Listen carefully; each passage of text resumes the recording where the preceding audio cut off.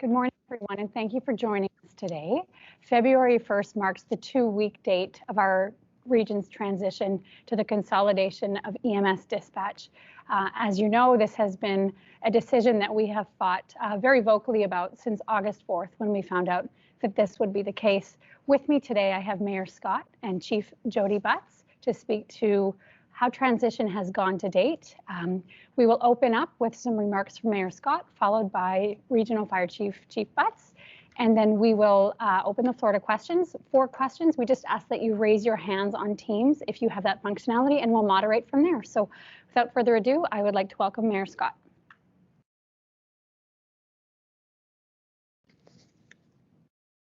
Thanks very much for that. And hello, everyone, and thank you for joining us. So as everyone knows who's on the line, our EMS dispatch occurred approximately 2 weeks ago, and we received many assurances that the process would be smooth and without incident, and that it would be a big success. Minister Shandro, and that's with the province, and I want to remind everybody that this is provincial. No matter what you're hearing, the word AHS, it's really the province of Alberta, the government of Alberta. It's the Premier, it's the Minister of Health, it's the MLAs who are responsible for this issue. And I can tell you, when I was an MLA with Mike Allen, we fought this tooth and nail, and there were several MLAs a long time ago that did it before us, and every time this issue came up, it was overturned. And once again, we're seeing all the reasons why it should have been overturned arise. Notwithstanding all the assurances we received that everything would be just fine, we have had, so our municipalities had to intervene 20% of the time on calls that AHS has been dealing with. That just goes to show you that there is a significant problem. Now, we're going to give you a couple of examples. I'm going to give you one, but there's certainly more than one, and we have our chief to speak to some of the others. But we had a call in Anzac. A person had a snowmobile accident, and as anyone in this region would know, except AHS apparently, if you're in Anzac, you will have a local fire department that has medical capability. So if somebody gets injured, the way the old system worked is the folks here would call the local people in Anzac. They would be first on the scene, and they could administer medical care. Under the new system, so the provincial system, the AHS system, what AHS thought would be the best course to proceed in was to ignore the Anzac Fire Department, the volunteer fire department there, and instead call an ambulance from Fort McMurray 30 minutes away. That made no sense, of course.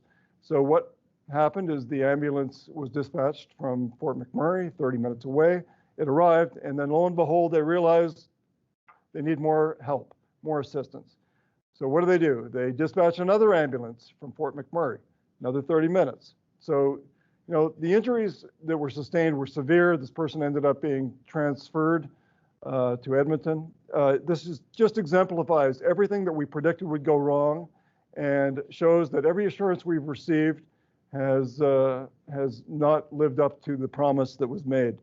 So this exemplifies exactly what we have been fighting against, and I can't reinforce this enough. This is not the only situation this has happened in, and we're going to have Chief Butz speak to that. But what I'm very frustrated by is the local government. The best that they've done, you know, our provincial government, is they pointed the finger at us. They've removed all the technology from our local offices, and they never admit an error. All they do is point the finger. They never point it at themselves. This is solely their fault. I want to make it really clear. And there's no issue that we have saying that, because it's evident to us. And this is not the only situation. So it's very frustrating. We want to bring these to light because we think the public should know about the service the province is providing at this time. We predicted it would go this way, and it's certainly gone this way. So next up, I'm going to bring forward Chief Butz, who's going to discuss this transition himself, and he's going to also discuss what's been happening. Chief Butz. Thank you, Mayor Scott. On January 19th, we transitioned to consolidated EMS dispatch with AHS. We continue to experience glaring errors as a part of this transition. Wrong addressing along with ineffective communications from AHS, either by the technology being used or protocol deviations. We've lost the ability to track our own ambulances or assign our own staff, and our situational awareness of emergency medical services needs in our region has been removed by AHS. They assured us that effective communication and information sharing would be a priority during this transition. It has been 2 weeks, and we've yet to see that commitment realized. We've already experienced 2 code red situations, and what that means is all of our ambulances are assigned to medical calls, leaving no spares. In both instances, AHS did not inform Wood Buffalo Dispatch of the situation, and no additional request was made for an ambulance to be staffed. As recent as this past weekend, for approximately 15 minutes, there were no ambulances available. In that 15 minutes, a call came in, and it was a patient who was having difficulty breathing. The call was placed in the queue for 4 minutes, waiting for an ambulance to become available.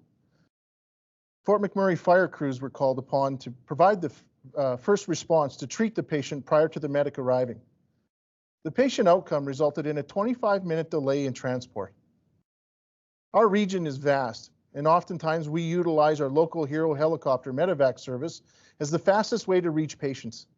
Alberta Health Services dispatchers are not familiar with our remote geography and continue to follow STAR's launch protocol for Southern Alberta.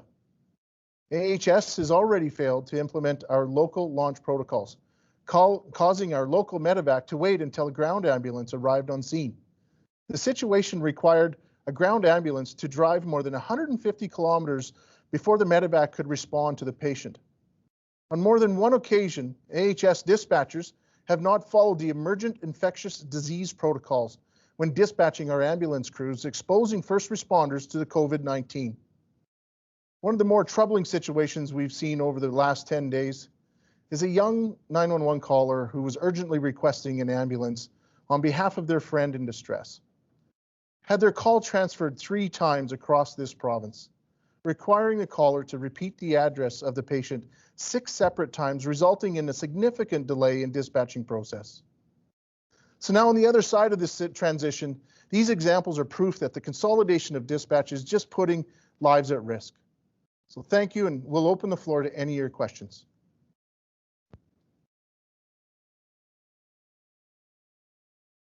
Thank you so much, Chief Butz. The first one that we have is Jaron. Jaron, please go ahead with your question. Hi, can you hear me? We can hear you. All right, fantastic. I know that Mayor Scott, you mentioned that in the last couple of weeks, around 20% of calls have been intervened with. Obviously, that's a high number, but do we know exactly how many calls that is, that 20% represents? Like, how many calls do you guys get a day, etc.?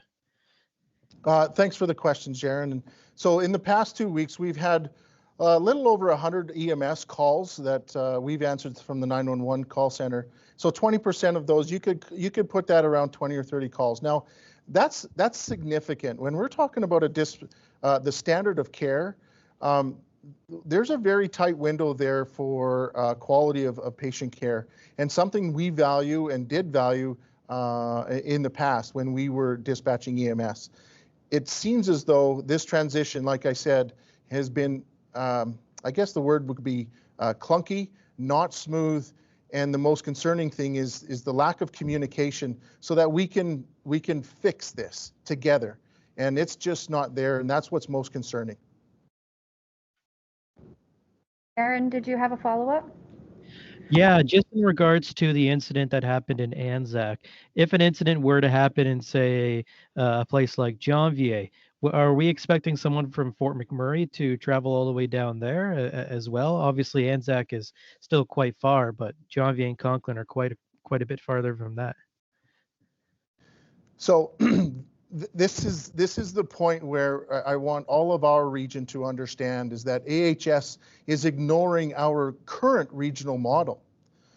RES, Regional Emergency Services, has volunteer departments in 6 of our rural communities, from Fort Chip, Fort McKay, Sapri Creek, Anzac, Janvier, and Conklin.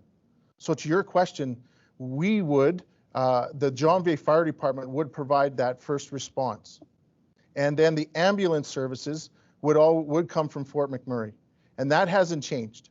Now, I will say this, and you bring a great point, is in the past, we have tried to work with Alberta Health Services to get an ambulance down that 881 corridor, but to no avail. You need to understand that RES, the Regional Municipality of Wood Buffalo, is a third-party contractor for ground ambulance. So we need to work with our AHS in these EMS needs in our region. Thank you, Chief Butz. Next is Leanne Murray. Leanne, please ask your question. Hi, thanks so much for taking my question. I was just wondering, I know that a lot of letters have been sent to the province, to Premier Kenney specifically. Has there been any response from Premier Kenney or Tyler Shandro in the last few weeks regarding your concerns?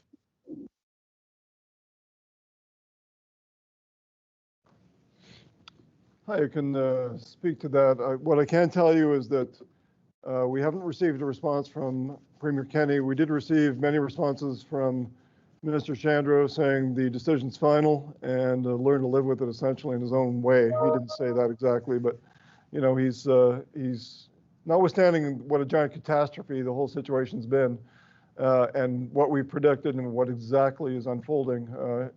They've remained resolute, which is unfortunate. I don't see any reason why this would make any sense to them. We offered to pay for it.